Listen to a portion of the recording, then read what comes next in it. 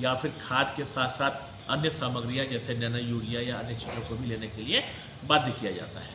तो मैंने स्पष्ट रूप से निर्देश दिया है कि खाद का सटीक आवंटन रहे, खाद की उपलब्धता बरकरार रखी जाए ताकि किसानों को खाद की कमी ना हो, साथ ही साथ सही दर पर उनको जो है यूरिया मिले।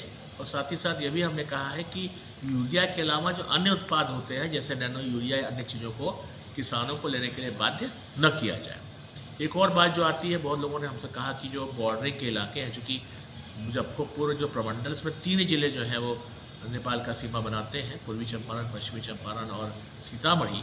तो जो सीमावर्ती जिले हैं उनके जो सीमावर्ती प्रखंड हैं, तो मैंने ये भी कहा इसकी समीक्षा कर लिया जाए। ऐसा तो नहीं कि वहाँ पे ज़्यादा हमारे जो है डीलर्स वहाँ पे नियुक्त कर दिए गए हों, अगर ज़्यादा डीलर नियुक्त किए गए क्या कारण हो उसकी समीक्षा की जानी चाहिए।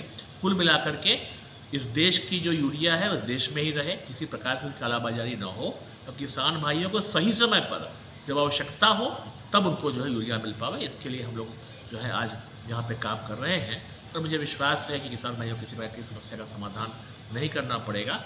साथ ही साथ मैंने ये भी कहा है कि सभी जिला कृषि पदाधिकारी अपने स्तर पर अपने ज़िले में एक प्रकार से कंट्रोल रूम बनाएं और उस कंट्रोल रूम का नियंत्रण जो है जिला कृषि पदाधिकारी के पास हो। और साथ ही साथ हमारे जो क्षेत्रीय कृषि निदेशक हैं उसको भी इस प्रकार का सुपरविजन करेंगे कि किसी प्रकार से भी किसानों की जो समस्याएं आती हैं उसका त्वरित समाधान हो ताकि सही समय पर और सही दाम पर हमारे किसान भाइयों को यूरिया मिल सके। सर, कभी कभी ऐसा देखा जाता है कि यूरिया का अदर यूटिलाइजेशन जो है, जो अवैध तरीके से जो यूटिलाइजेशन है वो ज़्यादा होता है और किसानों तक नहीं पहुंच पाता है। बिल्कुल आप सही कह रहे हैं, इसे यूरिया की कालाबाजारी हम लोग बोलेंगे। जी।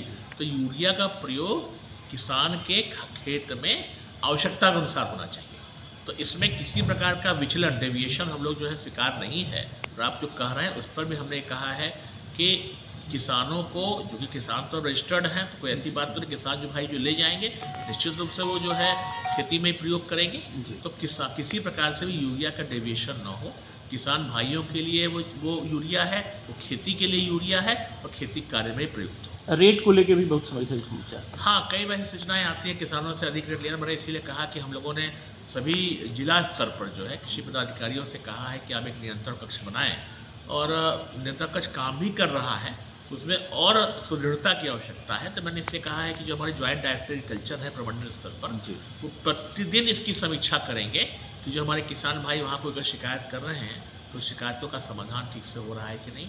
इसके अलावा डीलर्स की छापेमारी पर भी, डीलर्स की जो जांच है उसको सही ढंग से हो, किसी को अनावश्यक प्रताड़ित न किया जाए, लेकिन जो गलत काम कर रहा है उन पर कार्रवाई की जाए। Thank you.